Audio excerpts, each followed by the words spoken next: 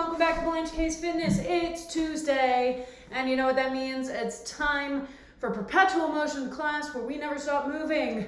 And we're back! Woohoo! And ow. Let me tell you, I probably should have had an inkling that the activities that I was doing, which included sword work and boxing and archery, would have an impact. But it really did not actually occur to me until the next morning when I woke up and went, well, those are some sore muscles. Most of my arms are better today, but archery really hits some muscles right here where you're really stabilizing the bow that my arm is not used to using, which is really cool because it's like there's so many muscles in the human body and we don't hit all of them as a matter of course. But yeah, ow. Hello everybody, welcome back. I'm really sorry about the confusion of last week, and part of it was just that I have not had to travel ever since starting this stream for obvious reasons. And so I had never actually sort of put the thought into what does it look like when I travel? How do I, make sure that people have an updated workout to do?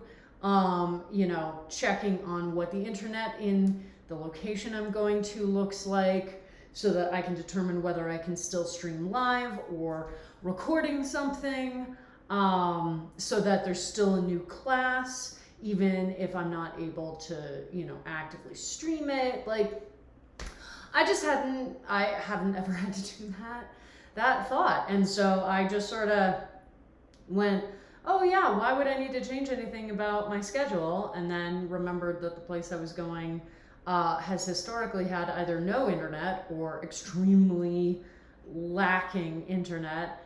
And also I was on vacation, because that's the other thing I didn't take into account is the actual experience of being on vacation and wanting to really focus on that.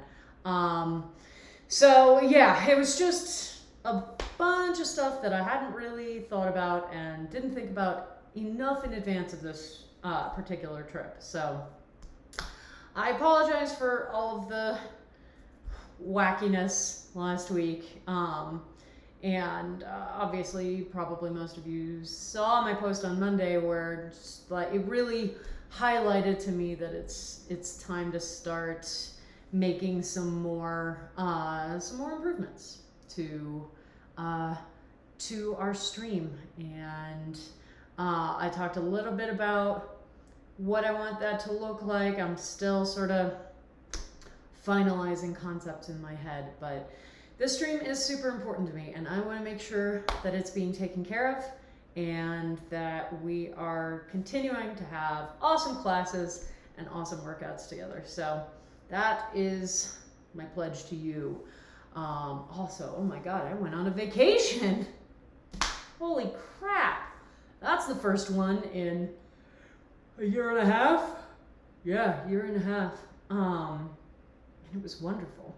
It was relaxing. And then I got home and felt like I wanted to die because I got home and my social battery was done. It was dead. It had nothing left in it. And it's a good reminder that we really do all have limited social batteries. And it's interesting. I think everybody's come to that realization, that there is a limit and that it's actually okay to be a little more vigorous in acknowledging and accepting that limit. A lot of times I think people end up sort of forcing themselves to stay in social situations longer than they want to, longer than they have the energy for because they feel obligated to do so, etc., etc.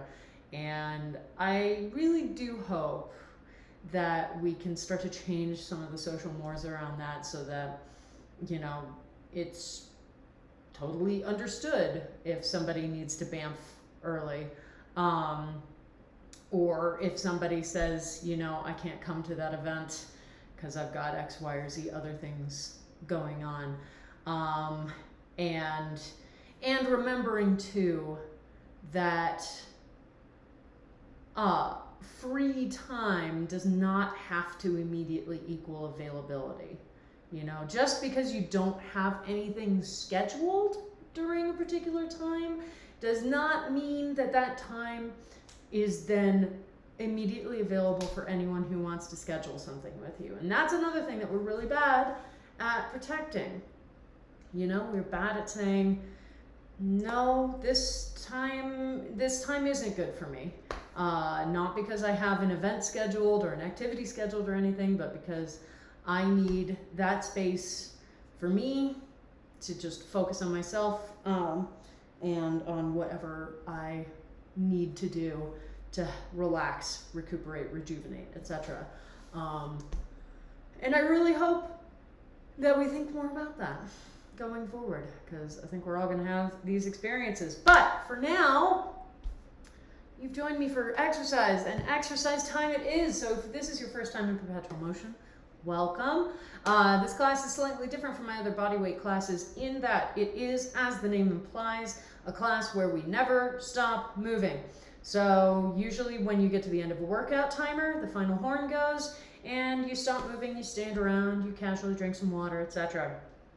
For today's class, when you get to the end of a workout timer and the final horn goes, you immediately move into what we call our active rest exercise, which in this class is cross jacks, which I will demonstrate when it becomes relevant.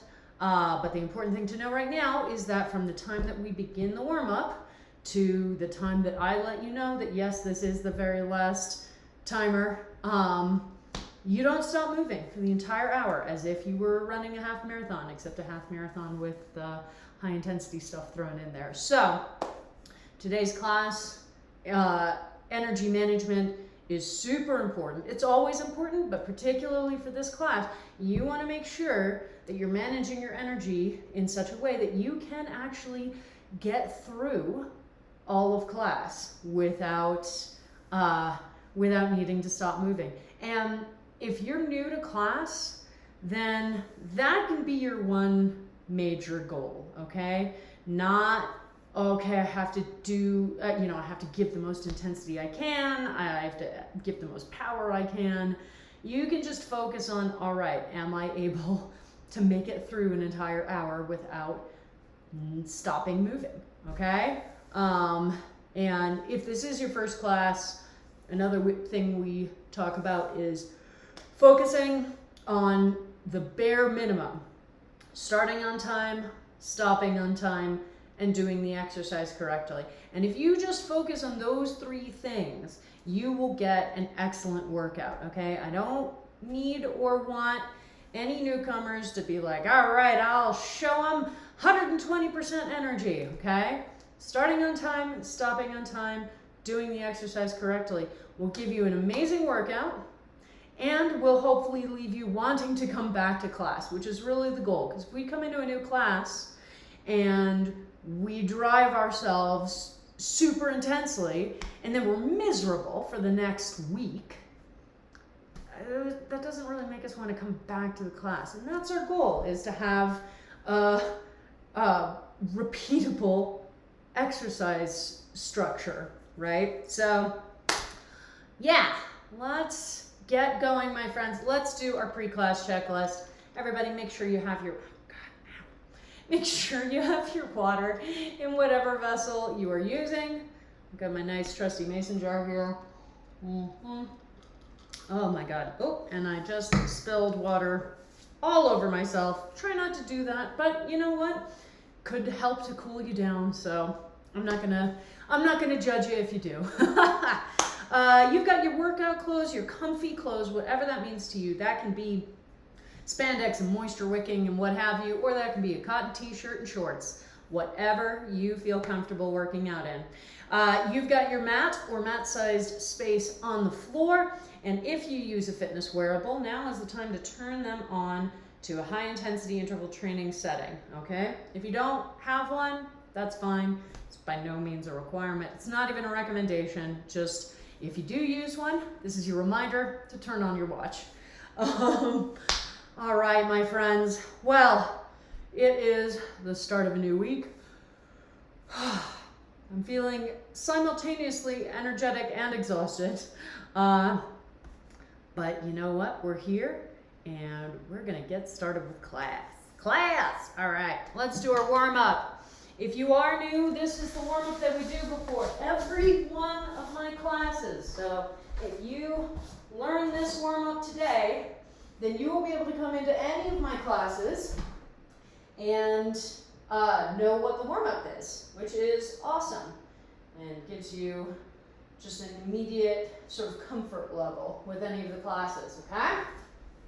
So, on your mats, on your backs, one foot crossed over the opposite knee, and as soon as you hear that horn go off, we will begin with hip rocks and bridges, all right?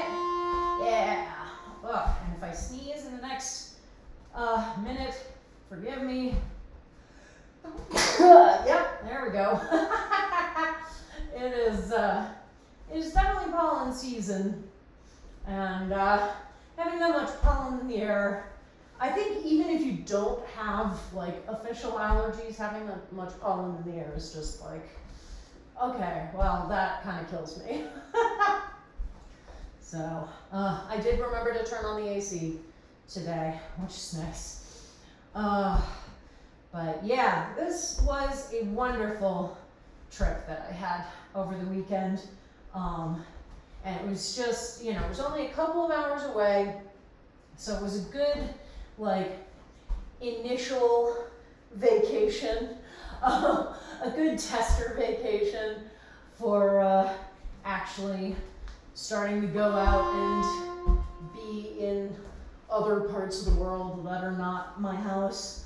And it was the first time in, again, over a year and a half that I did not sleep in my own home, which was definitely one of those things that you're like, you don't think about it, and then you're like, whoa, this is strange. But it was in a beautiful area up in the high plains, and just, God, absolutely stunning. Good hiking all around, plenty of spaces to set up for archery and other activities outside, or just, you know, sitting quietly, reading, writing, doing whatever other creative stuff we wanted to do. And it was a well-needed trip, and I think it was a good starter trip too, because there were so many options for just going off and being alone when you needed that recharge, you know? It wasn't the kind of thing where all of us were required to be in the same space with each other the whole time. And that was super important, because it meant that all of us had the opportunity to be like, you know, I'm gonna sneak away to this quiet area of the cabin and go read, or I'm gonna go take a nap, I think, or go for a walk, or etc., etc. And that was also super helpful, because I have a wedding coming up that I am going to be going to, and that is the trip that I'm like, woo, this is going to be intense.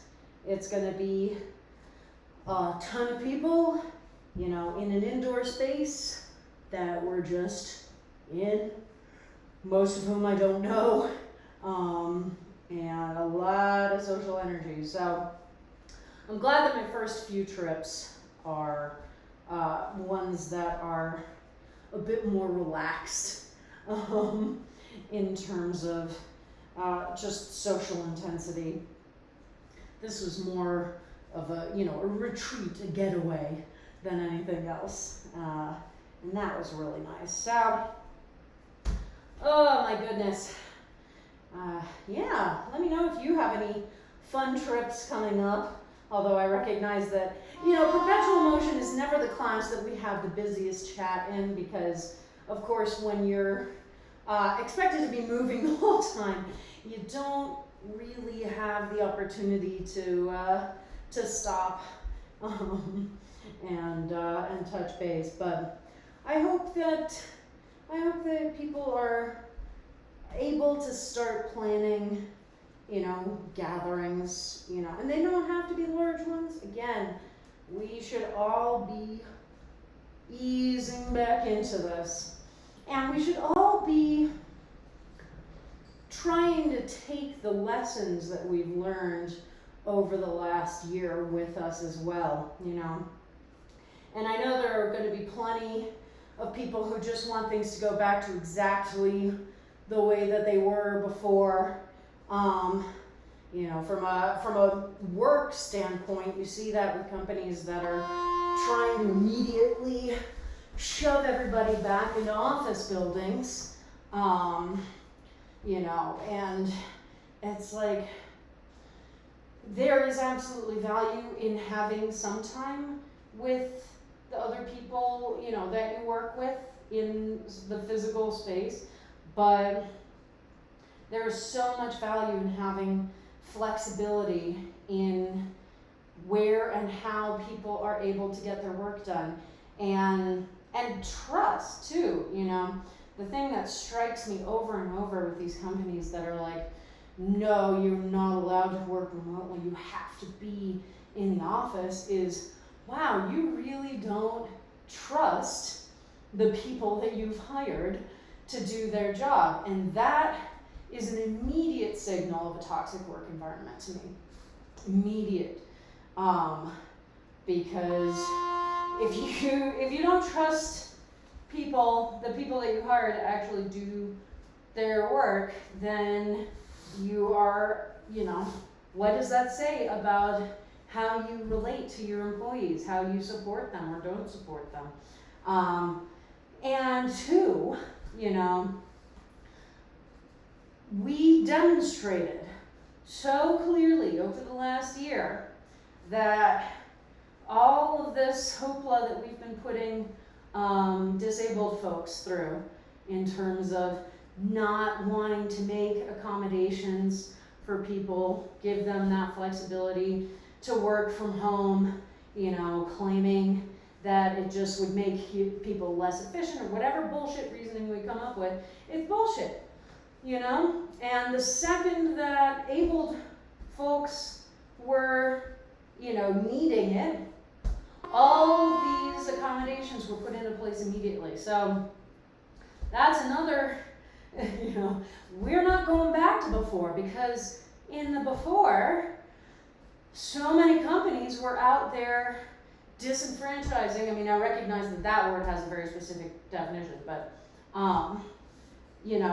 disenfranchising disabled folks and saying, no, we can't make these accommodations for you. It's like, yeah, you can. You don't have the excuse anymore. You don't have the excuse to claim that it's too much of a burden. We've seen you make the accommodations. Now you just have to continue them.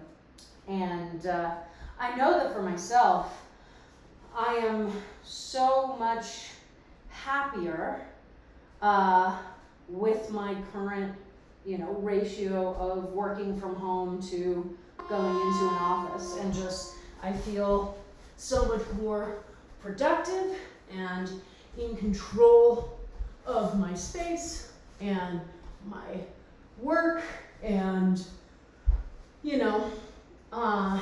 not being constantly interrupted when I'm in the middle of a flow, and I really would not want to go back to a company where I had to be in the office 5 days a week. I I like having this sort of split setup. I think that I am able to work more effectively when I have that opportunity. And, you know, I know that I'm not the only one who's made that determination. And obviously, there are plenty of jobs where it is not going to be possible to do that. And those in general were the jobs where we were like, well, fuck it, guess y'all will die. And just shoved people, you know, forced people to keep working through the pandemic, which is a whole other conversation.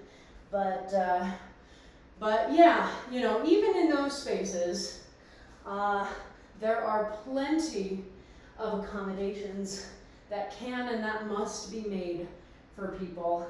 You know, we need to get rid of this super toxic assumption that the way that we set up office environments in the frickin' 50s is somehow a healthy or acceptable way to send people through their lives and through their work days, okay? Because it's not. And yeah, it's time to recognize that. And you know, it's going to be interesting to see those, you know, struggles and people sort of butting heads over those things, because I think we're going to see a lot of that. And I do think that ultimately it's going to become clear that companies need to offer a greater diversity of work environment options for people, rather than insisting on you're either here in the office or, you know, you're out of luck. So yeah, lots of room for growth, I think. Oh yeah, here we go. Nice Samson stretches, really opening up the front of the hip flexor.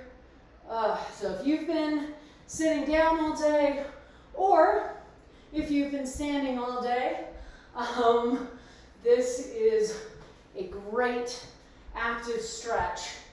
And remember, active stretches are ones where we're getting that stretch in, but we're not holding the position for an extended period of time. We're sort of moving back and forth between positions. And this is just a safer way to start out your stretches, especially at the beginning of class.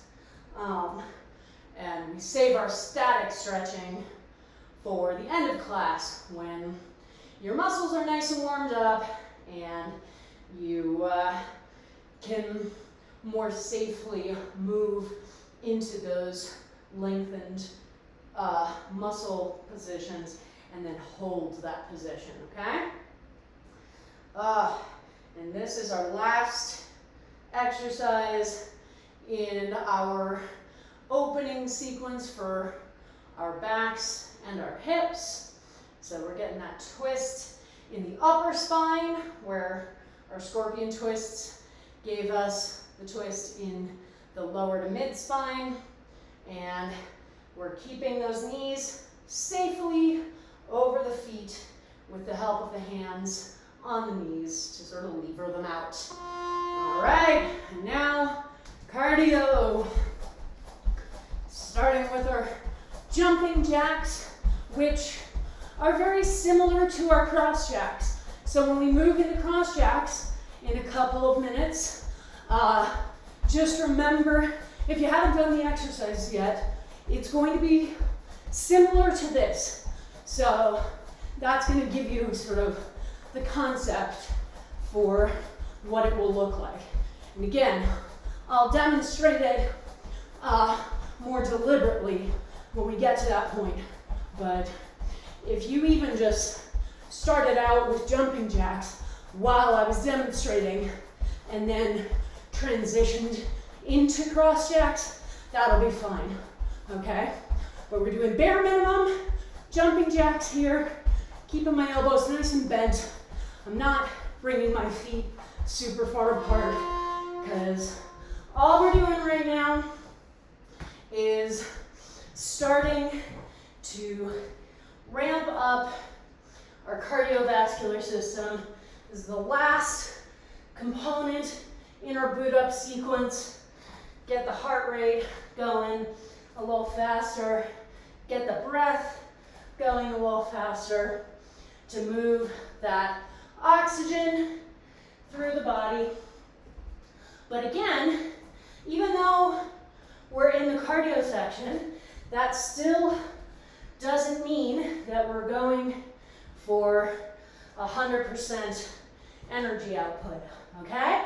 So you are still able to be ramping up.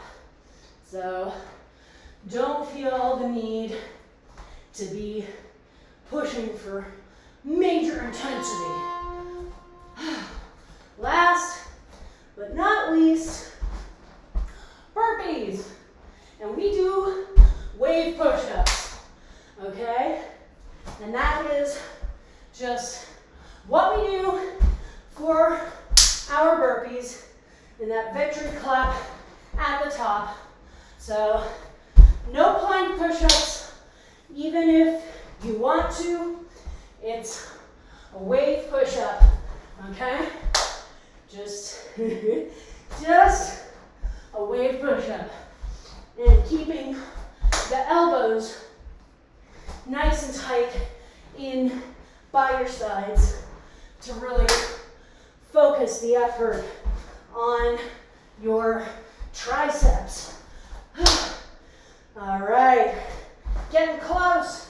And as soon as the horn goes, we will stand up and start doing cross jacks.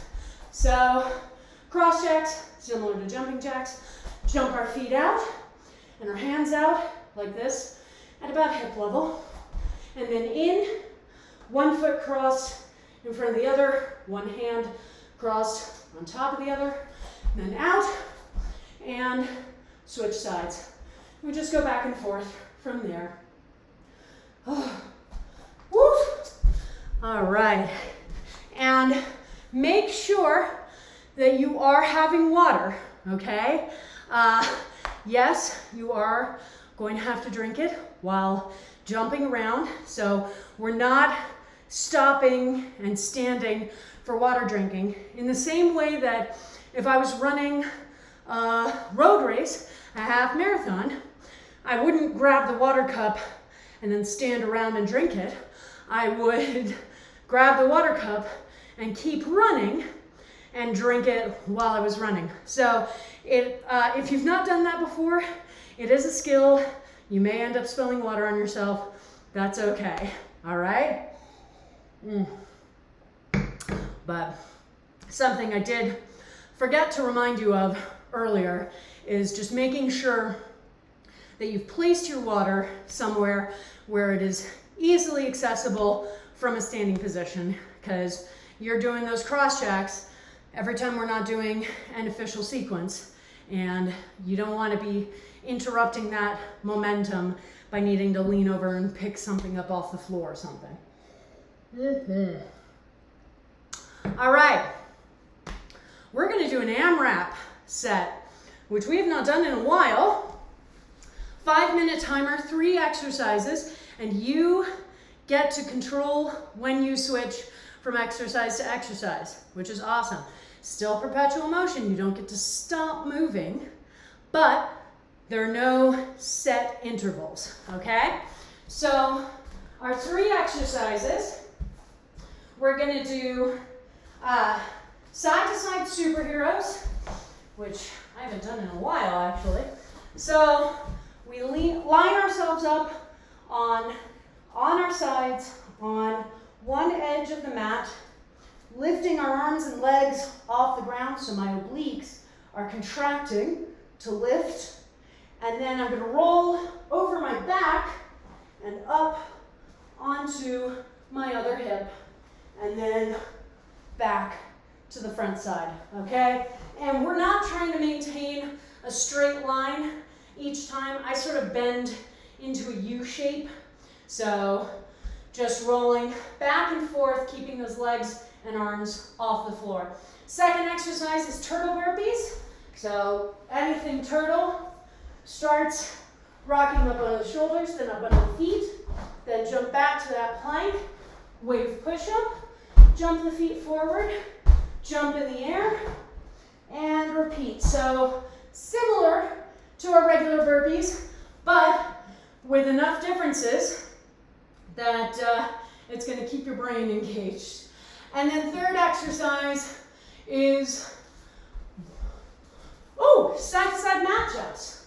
Yay. So starting on one side of your mat, standing on the same leg. So if I'm on the left side of my mat, standing my left leg, right leg crossed behind me, but all my weight is on my front leg, and that's what's going to generate the power of the jump all the way across the mat. I can tap down my hand just for balance, and then return to the first side. So, our three exercises: side-to-side superheroes, turtle burpees, and side-to-side mat jumps. Our AMRAP set is 5 minutes. There will be a horn halfway through to let you know we're halfway through. So as soon as you hear the horn, immediately down on the floor to start those side-to-side superheroes. And that's the big thing for our Perpetual motion class, is starting on time looks a bit different from what it looks like in our other classes, because we are never starting from a stopped position. We are always doing an exercise. We're either doing an exercise or we are moving into position to start the next exercise. So starting on time doesn't mean immediately as soon as I hear that horn I'm doing the exercise. We can only achieve that if we're starting from full rest. So what it means for this class is minimizing the amount of time that it takes you to get from the exercise you're currently doing to the exercise you need to begin doing, okay? So if I'm doing my side-to-side superheroes, how do I minimize the amount of time that it takes me to start the next exercise? Well, I stop while I'm on my back midway through, and then just rock up and begin the exercise there, right? So that's our main focus for today, is making sure that we minimize that amount of time. Now, you'll see me sometimes not doing that. You'll see me sometimes doing a transition that is not as efficient, and that's because I have an additional requirement, which is webcam, okay? So don't just follow what I do, because frequently I'll, shift myself around to make sure that I'm still lined up correctly, and it's just not going to be the most efficient way. So figure out what you need rather than going off what I'm doing. All right. And with our turtles, reminder that, that was halfway through. With our turtles, a reminder that we are using our cores a lot, particularly in this roll, to make sure that we're maintaining the round in the back so that we can rock up and rock up rather than, oh no, I hit flat back. And also, when we plant those hands and we jump back into the plank, and then forward. Our shoulders are super engaged, okay? Because they're guiding the weight of the body. And so we need to make sure that they are strong and stable so that they're not going to be pulled off balance with that movement, okay? So we talk a lot about that in class, partially because I have a shoulder chronic injury, but also because our shoulders, frankly, are our most unstable joint. And the reason is because they're set up to have this huge range of motion. Like this is a ridiculous range of motion. We don't have any other limbs that can do quite what our arms can do. And that's awesome. And that provides us a lot of flexibility and a lot of dexterity. But it also means that they don't have a lot of that innate strength. And so it can be easier to injure them. So we have to put more deliberate effort into strengthening our shoulders. You know, that's something that gets left behind in a lot of training for activities. And when we then do a different type of activity, we can be at risk of ending up, all right, back to cross jacks. Hiya! Ending up injuring ourselves just because we don't know how to stabilize that joint. And that's certainly what happened to me. So anyway, this has been your usually weekly lecture on the importance of strengthening your shoulders. All right, don't forget to get your water. Yes, you are still doing cross jacks. No, I am not. I get special dispensation. Look, it's hard enough to be able to talk for the entire class. Someday, I'll try and bite off more than I can chew and do the entire class with you, cross jacks included, but it is not this day. And, you know, it's also important to manage your energy over the long run and not just class. So I have a lot of activities that I do and that I want to bring into my routine. So I need to pay attention to what my energy requirements are for different activities and make sure that I'm not overtraining myself, because that gets in the way of our practice. All right, so now we are going to do a perpetual motion set. So this will have intervals. 1 minute intervals is what we're going to do. 3 exercises. Again, the first 2 are just side 1 and side 2. All right, so it's going to be lunge with a knee pull. So we start in this nice lunge similar to the Samson stretch.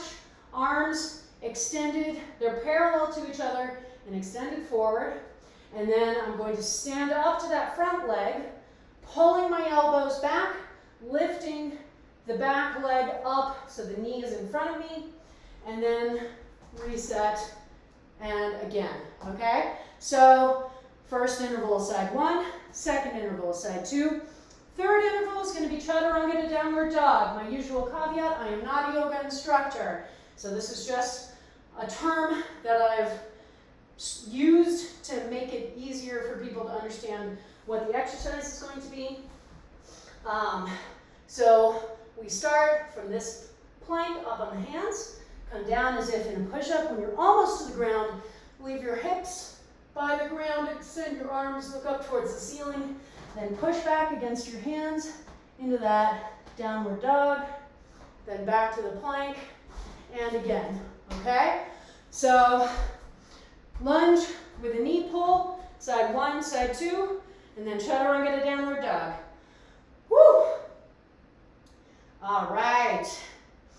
Everybody is on their mats, doing their cross jacks, and as soon as you hear the horn, we will go into our lunges. All right. So one of the things for this exercise, you don't want that back leg to be directly behind the front leg, okay? Because this is really hard to balance in. So you want to visualize if I had skis on my feet.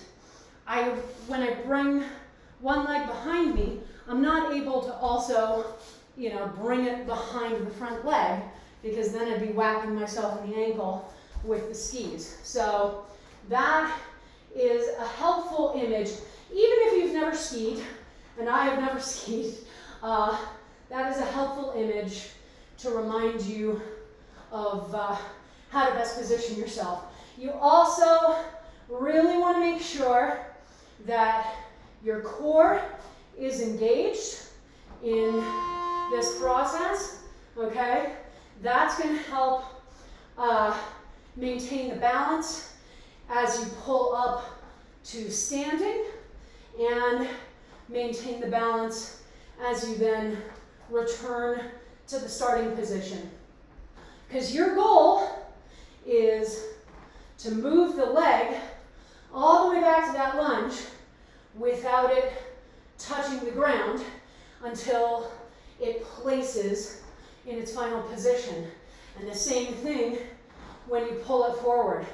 And our core engagement really helps to center us and to give us that line to pull to, okay? So the core is, I'd say, our most important stabilizing muscle group in a lot of ways. And it really comes into play in just about everything that we do.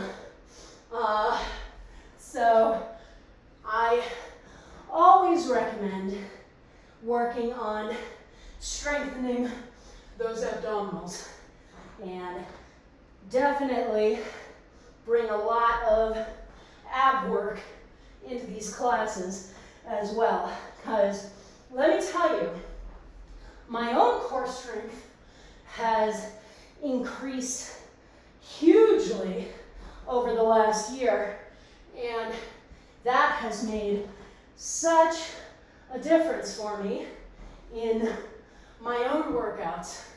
And so I'm going to sing the praises of strengthening our core, our stabilizers. All right, back to those lunges. Woo!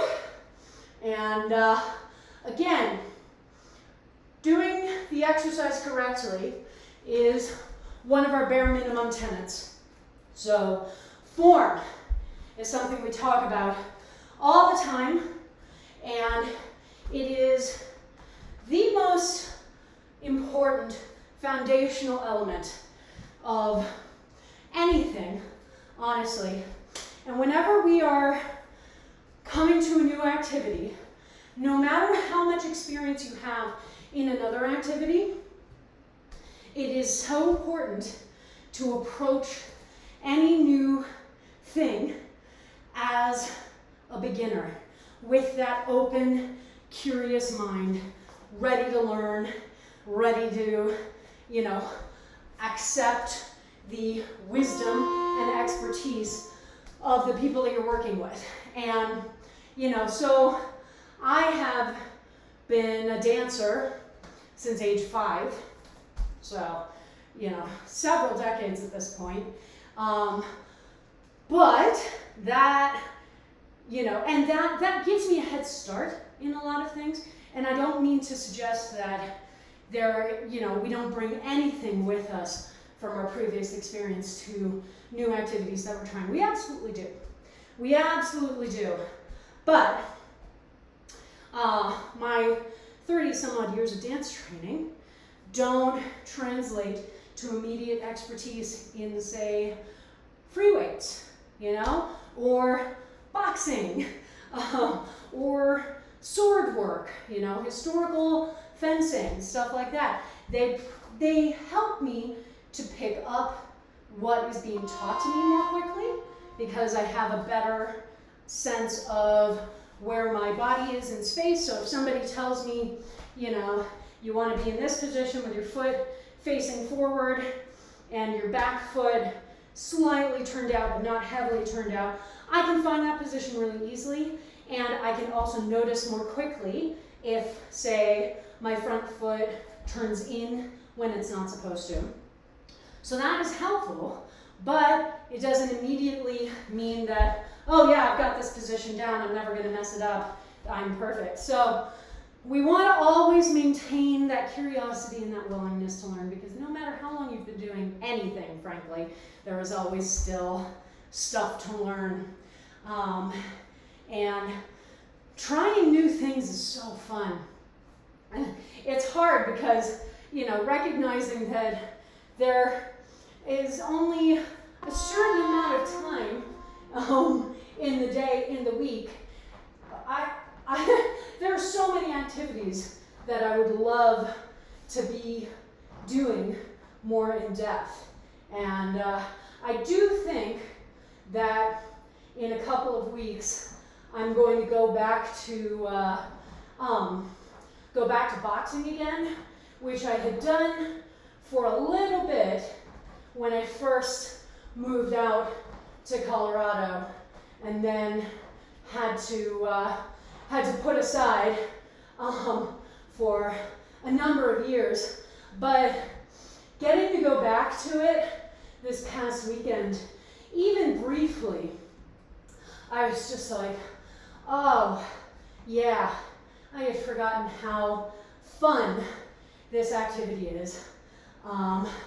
So trying new things, that's going to be one of our big focus points over this year, is encouraging ourselves to try new activities and see if we can find something that really speaks to us, you know, something that we can add into our rotation for exercise, because variety is always a really helpful tool.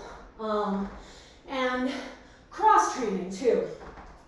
Not always doing the exact same activity, the exact same motion, but really expanding what we do, because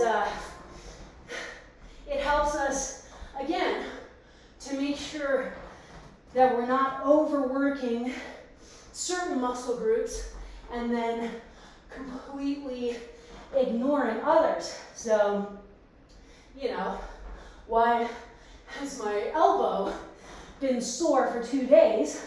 Well, it's because the muscles engaged in archery are very different from muscles that I work heavily in this class.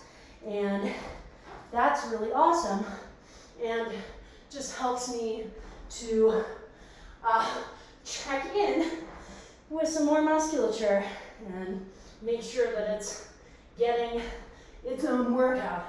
So all I really want to recommend, as we go back into our cross checks, I really want to recommend that you find some activity that you've never tried before, or maybe you did for a little bit and then had to move away from it for some reason, and give it a try. And the awesome thing is, as everyone's getting vaccinated, it is a little bit safer to go back out and find some of the activities that, you know, maybe really require being in person. So yeah, let's make this summer a summer where we try a bunch of stuff and see what we find. And always remember too that maybe we really like something, but we don't have the time to commit to it now, and that's totally fine. We can always return to it. Or maybe we try something, we're like, that's not for me right now, and that's totally fine. Not everything is for every person. I do always recommend testing things again, because things change, our preferences change, our overall fitness changes, and all of those changes can impact our enjoyment of a particular activity. So, you know, you may have hated running when you were younger, but you may be fitter now and like go back to it and go, oh, this isn't so bad. Or you may try it again and go, nah, this is still just as bad. And that's totally fine too. All right, back to AMRAP. So another 5-minute set, 3 exercises. You get to decide when to switch back and forth. And here are the exercises. We are going to do lunge to the hand or knee. So starting from a standing position, we're doing a lot of lunging today. Again, coming back to that really deep lunge, similar to the Samson stretch. And then one of 3 things. Hand to the floor to transition down to elbow to the floor, or bypass hand completely and just come straight down to the elbow. Then push up to that standing position again, down the other side, and repeat. And you just go back and forth, okay? Second exercise is shrink-ups. Yeah, so everybody's favorite core exercise. Well, it's my favorite core exercise. We're moving ourselves back and forth along the mat by engaging the core, rounding our backs, getting this small boat rock going, and then first move shoulders, then hips, shoulders, then hips, shoulders, then hips. Oh, I've hit the end of the mat. Time to go back in the opposite direction, okay? So that's exercise 2. Exercise 3. I can't read. Oh, front plank. Front plank from the elbows. So here we go. Shoulders directly over elbows. So you have that perpendicular line between the upper arm and the floor. Nice straight line of the trunk. And you just chill for as long as you want to, as you can. All right. So those are our 3. Lunge to the hand or elbow, shrimps, and front plank from the elbows. It's an AMRAP timer, so as we'll have that one horn midway through. It's just informational to let you know you're midway through. But as soon as you hear this first horn, we will begin with the lunges. All right? And again, making sure that the core is engaged, particularly when you're standing everything up, okay? And if you don't do that, it's honestly, the core is going to try and tighten anyway, so it's really hard to not do that, but you will feel the difference between my core is engaged and I can sort of move around and be confident that none of my weight, none of my limbs are gonna go in a direction I don't expect. And, I don't have that connected, and now I'm having a lot of difficulty hanging on to my balance as I stand back up. Because again, I'm not dragging the foot along the floor to stand up, okay? I want you to lift and place rather than, push back like that. So that's going to require engagement of the core, okay? And then for our shrimps, Shrimps can be really complex for people because they require a lot of isolation. What I mean by isolation is they require me to be able to move, say, my rib cage back and forth without anything else moving, just my rib cage, okay? And same thing with the hips. And that's not necessarily something you've trained in. So if you find yourself like turning in circles and not able to do that straight line, just start with the boat rock, okay? So engaged core, rounded back, rocking back and forth, and then visualizing, all right, every time my shoulders come off the ground, I want them to move to the side in the direction that I'm going. And every time my hips come off the ground, I want them to do the same. And you can stay doing this visualization for as long as you need. Hey, we're halfway through. And then when you're like, okay, I think I understand the general characteristics of the movement, then you can try to initiate the movement, okay? Visualization, a hugely important tool. It helps us to set those neural pathways, which are a major part of us learning and mastering new exercises. A lot of the initial improvements that we see when we start a new activity come from those neural pathways being laid down. Our brain going, oh, I understand. Let me make a note of this so the next time we do this activity, I don't have to put all of this conscious processing effort into figuring it out.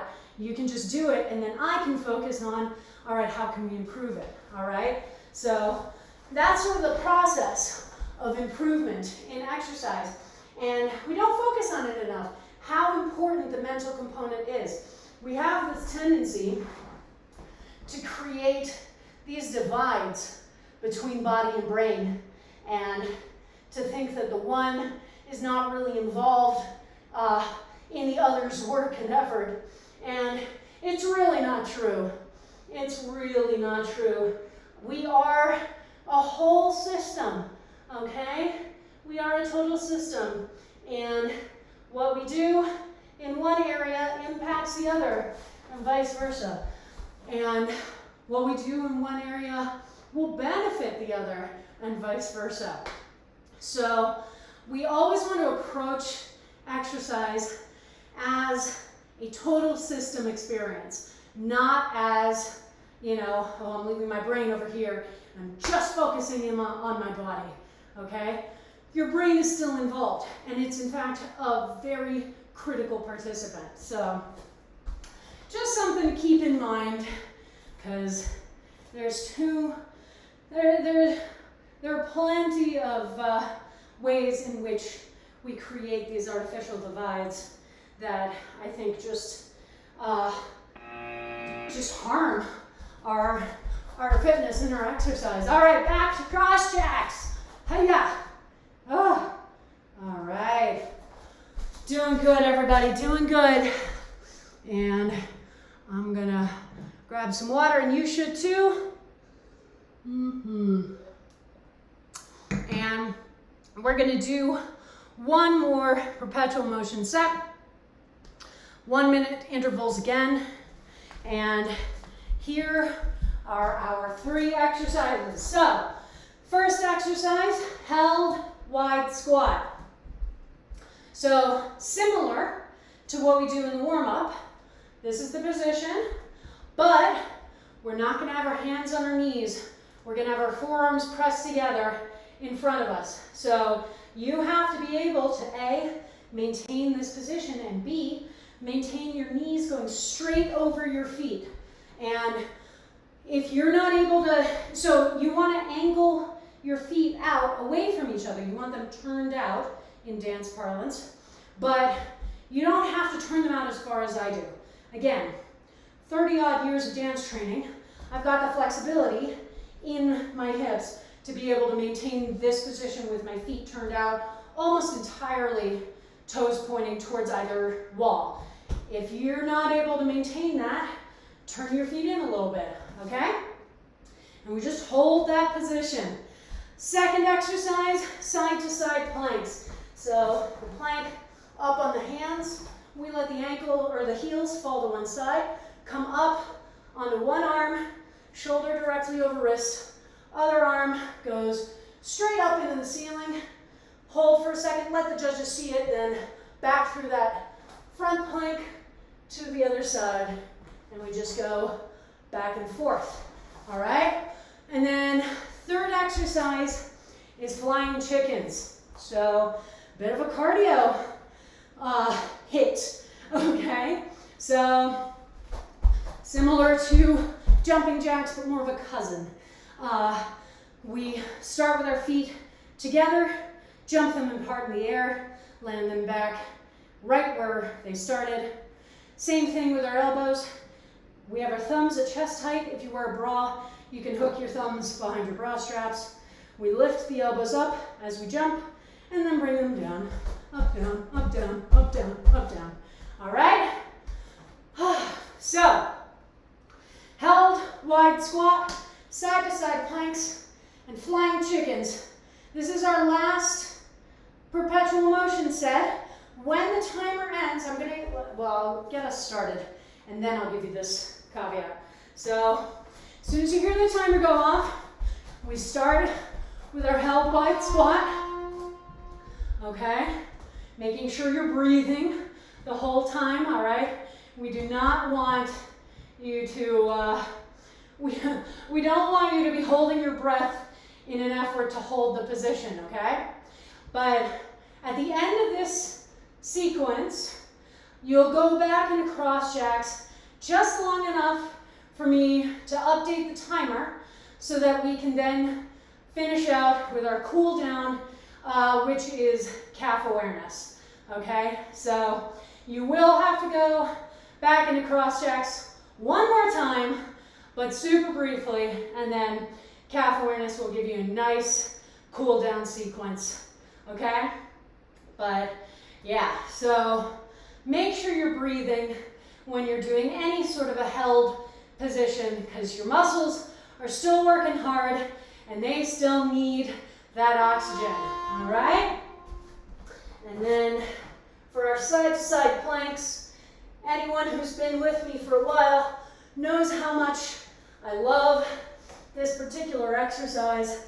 It is such a good strengthening exercise for the shoulders, and it was one of my PT exercises for my chiropractor, and I really do credit this exercise and all of those exercises with strengthening my shoulders exponentially, so that so many things that used to be incredibly stressful and difficult for me, like mountain climbers and burpees and push-ups, are much, much easier.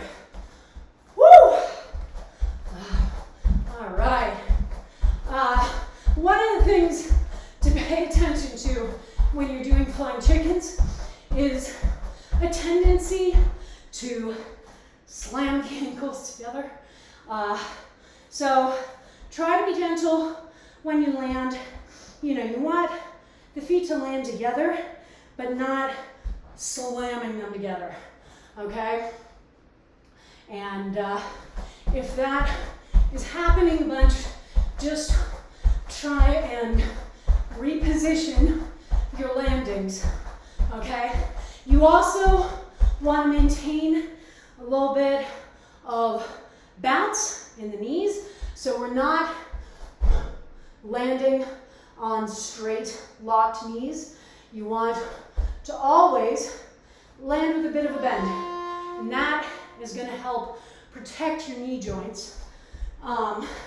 Another thing that's important for any of these more high impact exercises is paying attention to the type of surface you're on, okay? So you see that I use these giant puzzle pieces.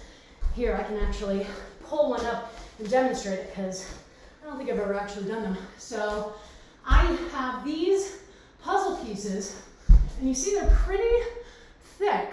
They're like an inch thick, I think.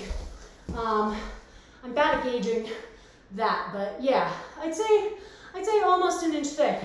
And I put my yoga mat on top of the puzzle pieces, and that just provides me a nice padded, flexible surface so that when I'm doing jumps, I'm not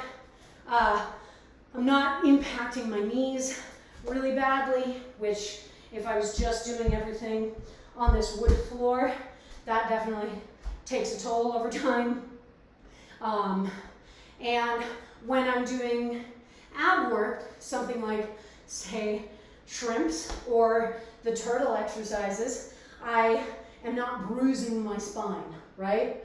One of the downsides of the puzzle pieces is for anything where I'm coming flat on my hand, so like the side-to-side planks, because it's a flexible surface, it doesn't stay flat under my hand. It will depress under my weight, and so that can definitely lead to me hyper extending my wrist sometimes.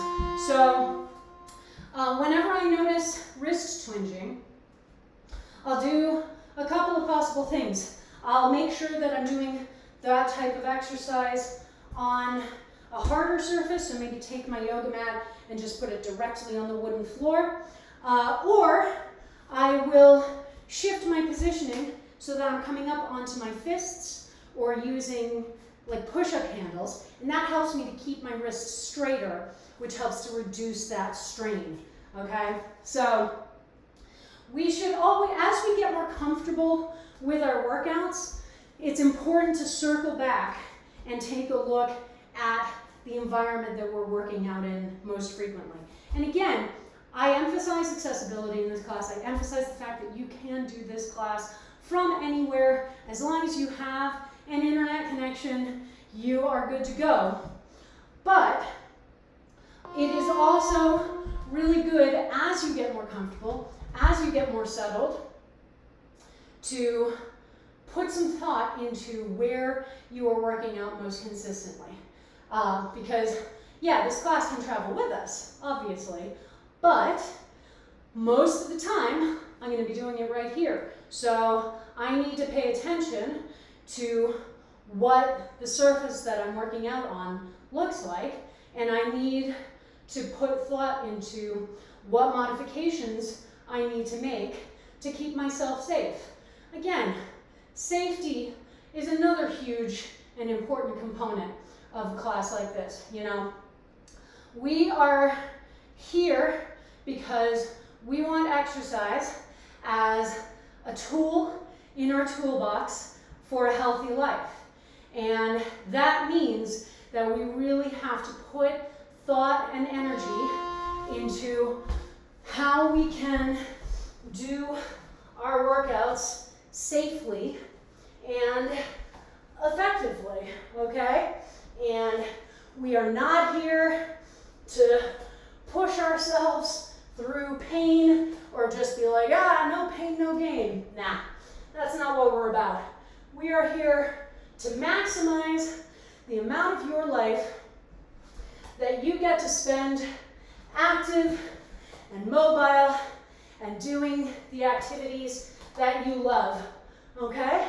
And frankly, even if we weren't doing that, I think that we need to get a lot better at emphasizing safety and health over, constant competition. But I'll start here, We'll start here with you and with our goal of being able to do a class like this in our 60s, maybe our 70s, to be able to climb that 14er in our 80s. Or run that half marathon, you know? And we can absolutely achieve that. And it starts with form and safety and rest. Paying attention to the holistic needs of our bodies and brains. And reminding ourselves that we're not in a zero-sum game and we don't have to immediately jump to the summit of the mountain. All right? Woo! All right, back to cross jacks. Roll fast, okay? Because I just need to fix the timer. And now, when the horn goes off, you will just balance flat on one foot, okay? Yeah. So, woo, my voice is cracking. So, we start with cool down. Really try to take deeper, slower breaths, okay? So, trying to stop ourselves from panting and drawing in oxygen super quickly. Deeper, slower breaths. That then cues our hearts to be like, oh, okay, clearly the moment is past and I no longer need to be transporting oxygen super quickly through the body, and that slows our heart rate down, okay? So that's where we start. This is our cool down. True cool down. All right, other side. Then we start thinking about the balance itself. And we want to make sure that we are managing any micro adjustments for the balance using only the foot and the ankle, okay? Not waving around the other floating leg, not doing tightrope walking arms. We're just hanging here. So again, we look to our stabilizing muscle groups. Core, glute on the working leg, quad on the working leg. All of that ties everything from the knee up together. So it's one cohesive unit. So the ankle just has to manage one cohesive unit rather than a lot of disparate parts. Now when the timer goes off again, back to that first foot, and now we will balance on the ball of the foot. So everything we just talked about still goes, but we've just upped the challenge rating pretty majorly. So it will be harder to maintain the balance, and you may need to come out of the position and reset and try again, and that's okay. Just when you feel like you're not going to be able to hold the balance anymore, rather than falling over like that and being like, ah, I want you to be really deliberate, to be like, okay, can't hold this anymore. I'm going to deliberately bring the heel down, reset, back into the position, see what I can do. Because that lowering still activates the calf and helps to strengthen it, okay? So it's still giving us some of that work. All right, other side. You will also probably note that one side is better balance-wise than the other. That is totally normal. You may also sometimes have days where even on your stronger balance side, you're still not able to maintain particularly well, and that's fine too. Check in on those stabilizers. We tend to forget them when we switch to the more intense balance, and this is where we really need them. Core in particular, okay? Check in on that core. Now when the horn goes off again, we will go back to that first side, and now we're moving in the balance, rocking up under the ball of the foot, and then back onto the heel, and going back and forth between those two positions, okay? So I'll show you from here, up on the ball, back on the heel, up on the ball, back on the heel, all right? And we just go back and forth between that. Speaking of paying attention to your environment, the surface that you're working out on, another downside of the puzzle pieces, in the same way that it can impact your wrist, it also makes balance a lot harder because, again, the surface is not stable. It's pushing down, it's deforming under my foot. So you will usually see me move off the mat and onto the wood flooring for this because I can control the balance a little bit more. It is a harder surface against my foot, so sometimes I will take that yoga mat and put it on the floor. So I have, all right, other side. So I have that slight extra padding, but it's still a really flat, stable surface underneath. Another thing for this one is something that can help us with the balance is finding a specific point either on the floor ahead of us or on the wall in front of us that we can focus on. And it has to be a point that is not moving, okay? So not me, but find a point you can focus on, and that will help to stabilize you. All right, last interval coming up. Both feet go on the floor, rocking back on those heels, and not letting the toes come down until the last horn. So we're trying to balance on the heels. When you need to move around, you can, but we're keeping those toes pulled up in the air. So it's going to be really intense on your shins. Again, check in on those stabilizing muscle groups.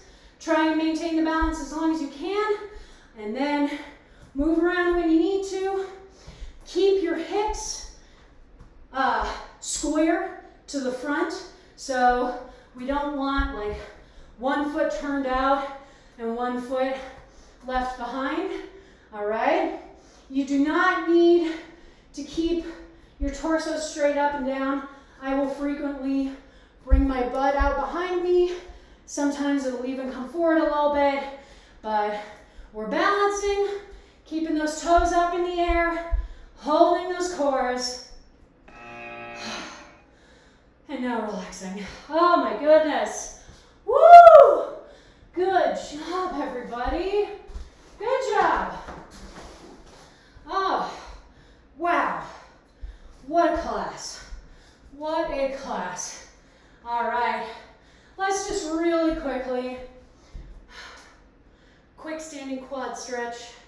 We're holding one foot in the same hand, pulling that heel in as close to the butt as possible, hanging on the wall with the other hand, just so that I don't have to split my focus between balance and stretch, okay? Other side, real quick. Oh man.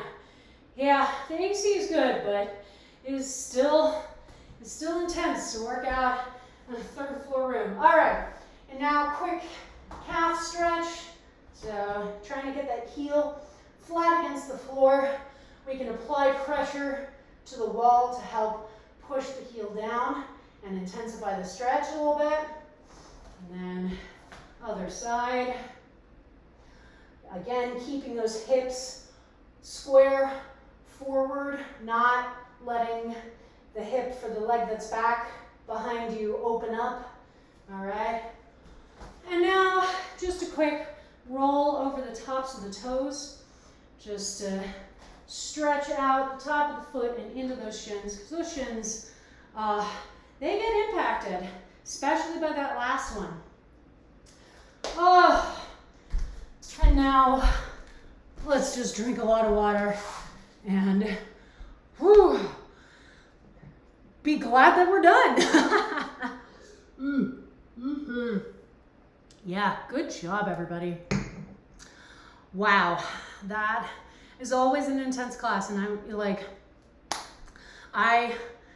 I'm in awe of everybody who takes this class, because it is really, really hard, you know?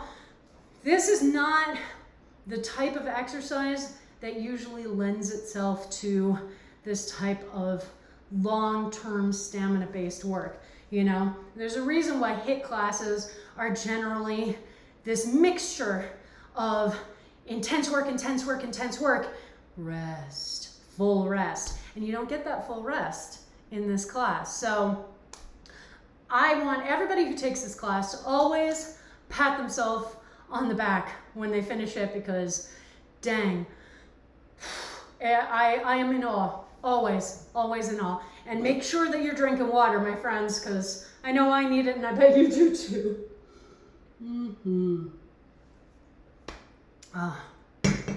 So here we are, a new week, second week of June, and with fire in our hearts and hope in our eyes.